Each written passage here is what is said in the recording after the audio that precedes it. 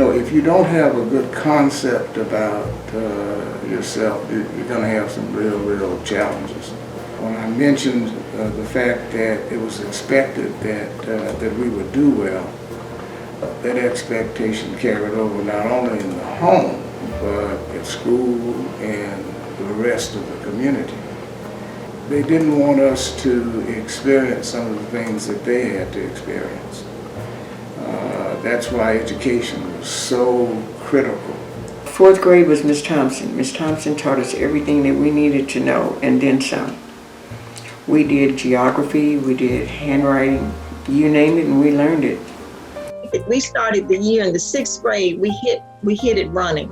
We went to the science fair when I was in the 6th grade. The class did, the school did. Lots of kids told me they didn't even know what the science fair was, didn't hear about it till they got to junior high or high school. We took Spanish for 9 weeks in the 6th grade. Everybody, not just me, everybody. Back at that time, Austin Independent School District used to take the kids to the symphony. I believe it was the first Tuesday in the month. You dress up, the buses would come to get you, and we would have studied the orchestra pieces before we went. So we knew what was going on with different instruments. And it's so vivid in my mind, even these years later, that I learned those things as a child in school. Going back to my elementary school, F.R. Rice was the principal at Blackshear. He was an outstanding educator. He was a man before his time. And if I'm not mistaken, Blackshear was the first school to have a full-time certified librarian. He also started a lunch program at that school, and he believed in a holistic approach to education. A friend of mine and I occasionally sing our school song. Now, who remembers the elementary school song? But we remember parts of it because it was so important. Mr. Rice had us sing it often, so that without thinking about it, you bonded to the school. I guess his focus, or the way in which he presented himself, he expected us to be our best. He expected us to do our best. And so you were always pushing, trying to do better. He was not a principal that we didn't know. The kids knew the principal. He came around the building. We talked to him. And so that made an impact on me when I became a teacher. It was important that the kids knew you, not just as the person in the office. Keeling was just around the corner from my house. My dad was one of those, like Mr. Rice. I'd say both of them were keenly interested and dedicated to the education of their students. And as I moved on to upper school, I learned, I did have great teachers because I knew a lot. And it wasn't just me, it was other kids that I knew who had gone to Blackshear. We had learned a great deal. Even though the University of Texas, for example, was not open to graduate students at that time, for the most part, they opened up later. Many of our teachers attended school in San Antonio that were open to African Americans to graduate school. As a matter of fact, my mother went away to study for her master's degree in Houston. During that time of segregation, our teachers had to go out of state to get their graduate degrees. And so our teachers were educated in the best schools in the country. So typically, Columbia, University of Michigan, the West Coast, East Coast, all of the top schools. So I know that Blackshear was progressive. They were moving us forward. in preparation for integration, which of course we didn't have any idea, but they knew. In 1960, when the city of Austin opened up the schools to allow Black kids to go choose whichever junior high they wanted to go to, we had been told we would be the first group to have that opportunity, go anywhere we wanted to, but that we'd be ready. We need not be afraid.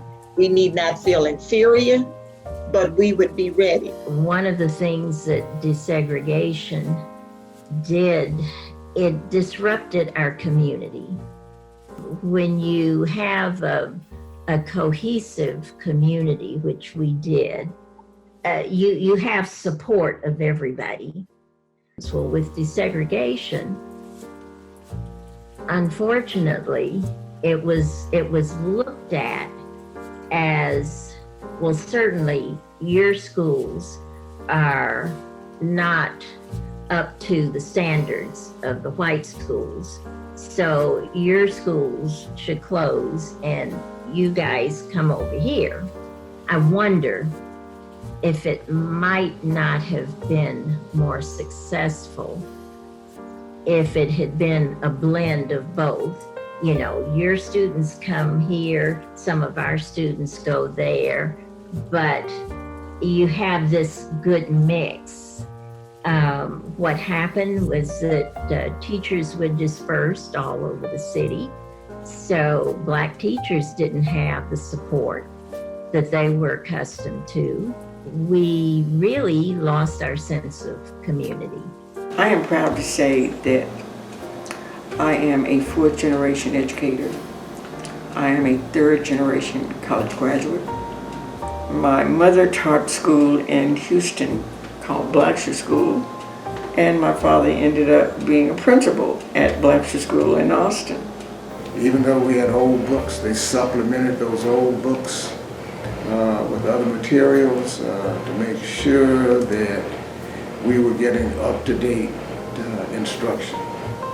The facilities may have lacked some of the things that the white schools had, but our teachers were very well prepared. What was difficult was the administration having to fight constantly for the tools, and that was the big inequity. Because we learned in old school, old books. Some of the books I had, I didn't even have room to put my name in it. Because everybody on the other side of town had that book. You see, but we still learned. We had good teachers who were energetic and enthusiastic about what they were doing. Absolutely. I was the second African American to go into the School of Design. The first was not successful. She graduated, but she wasn't successful in the field. And so I was discouraged every step of the way. You know, don't you want to change? Don't you want to change? You're not gonna make it. Looking back on it, I think it sure would have been a lot easier if I had changed. You were always scrutinized a little differently. The bottom line is, by the time we got to junior high school, we were ready for junior high school. By the time we got to high school, we were ready for college. But the thing that is interesting and that you have to remember, many of my classmates who did not go to Anderson, they were just as smart or smarter. Why? Because of the teachers that they had. They made sure that they had everything that they needed academically to succeed. They all believed that we were capable of doing great things and learning. They believed that, and they taught us as though we were going to achieve. So we had good concepts about ourselves. That we were not only taught, we were nurtured. It was important that we did our best, and we knew that we were doing well, we were succeeding, and they made a big to-do about it.